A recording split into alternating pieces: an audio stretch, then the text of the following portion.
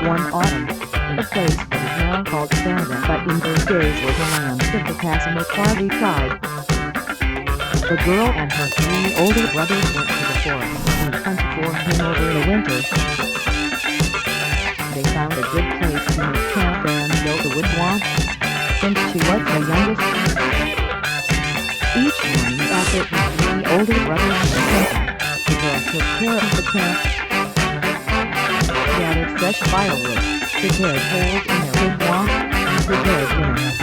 Before nightfall, the brothers would return carrying the game they captured. Over dinner they would all share stories of the day's adventures. One night at dinner the brothers were silent. "Why are you all so quiet?" said their sister. "Today I saw strange footprints to the north," said her eldest brother, "like those of a man, but much larger." "So did I," said the brother who ventured south. The third brother, who hunted to the west, nodded in agreement. No one needed to say anything else because they were all thinking the same thing: the Chenoo must be nearby. The cruel, brutal giant cannibal on the far icy north. After a tense minute the eldest brother smiled and said, "Oh, it must have just been the tracks of a bear." And they all laughed with relief and joked how they had been fooled by mere bear tracks. But the girl did not laugh. She, too, had seen tracks when she had gathered berries to the east, and knew they were not the tracks of a bear. They were from a Chenoo monster. Before sunrise the next morning, the brothers left to hunt, but the girl did not tend to her usual task. She cleared the wigwam and piled each bearskin that she and her brothers slept upon in a single pile in the center.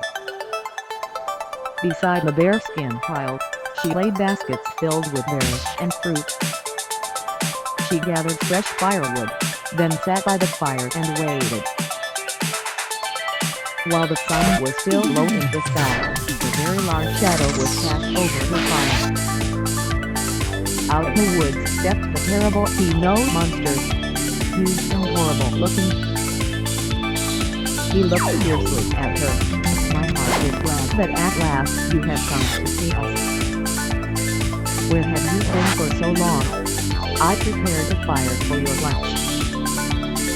Or perhaps you would like to lay down inside first and rest. Your bed is made and there are baskets of fruit by it. You look tired from your travels." The Chenoo monster was amazed beyond measure at such a greeting where he expected yells and prayers. In quiet wonder, he let himself be led into the wigwam. The girl said she had brought a suit she had stitched to fit him. She told him to dress himself and be cleaned. He did as she told. He sat inside the wigwam on the bearskin bed. He did not lie down and looked sad, but kept quiet. She arose and went out. She kept gathering wood for the fire. The Chenoo monster rose and followed her. She was in great fear. "Now," she thought, "my death is near. He will kill and devour me." The Chenoo monster said, "Give me the axe." She gave it and he began to cut down the trees. She had never seen such chopping. The great pines fell right and left. Like summer saplings, the boughs were hewed and split as if by a storm. Soon the pile of wood was twice as high as the top of their wigwam. She cried out, "Grandfather, there is enough. You must be tired from all your cutting, please rest." So the Chenoo monster laid down the axe, walked into the wigwam, sat down on the pile of bearskin rugs, still in grim silence. The girl continued to gather wood and remained silent outside the lodge while he slept. Before darkness fell, her three brothers returned from their day's hunt. She walked quickly to them and with a fierce look said, "Brothers, you will be pleased to know our grandfather is in the tent." Surprised, they started to object, but she firmly held her hand outstretched and said, "I am sure grandfather will be glad to hear all about your adventures later. But first we must be silent and give them time to rest." At that moment the huge, hairy head of the Chenoo monster looked out of the wigwam. Before her brothers could cry out with alarm, the girl said with a smile, "Grandfather, you have awakened. I am glad, because now your grandsons have come back and we can all have dinner." Turning to her brothers, she said with as light a voice as she could muster, "And how was it with the hunt today?" "Not so good," gulped one of the brothers, staring fixedly at the Chenoo monster. "All I have is this hair." "And I a goose," mumbled her second brother, also staring at the Chenoo monster. "By God, a deer," offered her third brother. The Chenoo monster spoke. "Granddaughter," he said, "have your brothers got no other game? Whatever your grandsons have hunted today I will cook for your dinner." "Grandfather," said the girl, "in honor of your visit,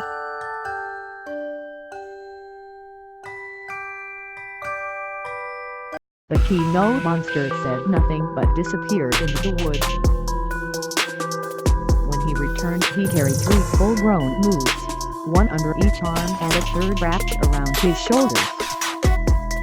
That night they enjoyed a feast like no other since they had set up camp. When it was time to sleep, the Chenoo monster was so big he filled the wigwam. So the girl and her 3 brothers had to lay down on dirt outside. But each one lay awake all night in terror.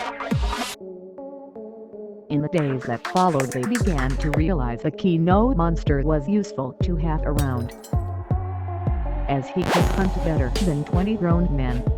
After a few days, he built his own wigwam nearby, and the brothers and their sister moved back into their own. He ate most of what he captured, but there was plenty of bear meat and deer left over for the rest of them,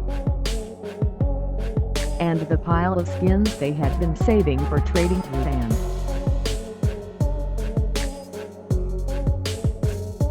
Grew so high that before long they began to worry it would take many trips to transport it all in their canoe. They stopped worrying that he would eat them, though the chances of dying by accident were quite high since he swung trees around like kindling, didn't watch where anything would smash, and the 3 brothers and their sister were far too polite and respectful to correct him about anything. Eventually the winter days warmed into spring. One day the girl said, "Grandfather, soon it will be time for us to return to our village. I would like to come with you," said the Chenoo monster. "But your people would scream if they saw me. I need your help."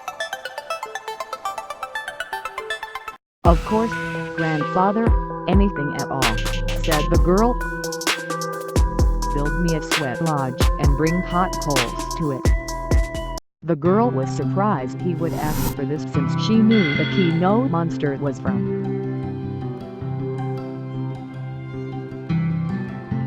the icy north and always sat far back from the campfire. Still, they built the sweat lodge, and when it was finished and had brought in plenty of hot coals, the Chenoo monster went inside.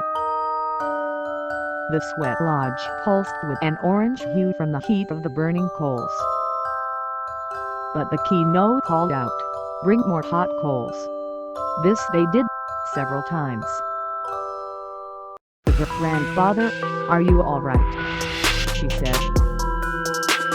"Yes," said the Chenoo in a voice they barely recognized. "Bring more coals."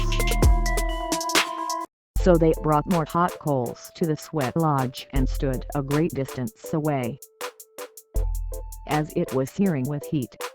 After many long minutes the door creaked open. Out stepped what must have been the Chenoo monster, yet seemed much more like a normal, very old human man, hunched over and wrinkled, with a white beard that reached to his knees.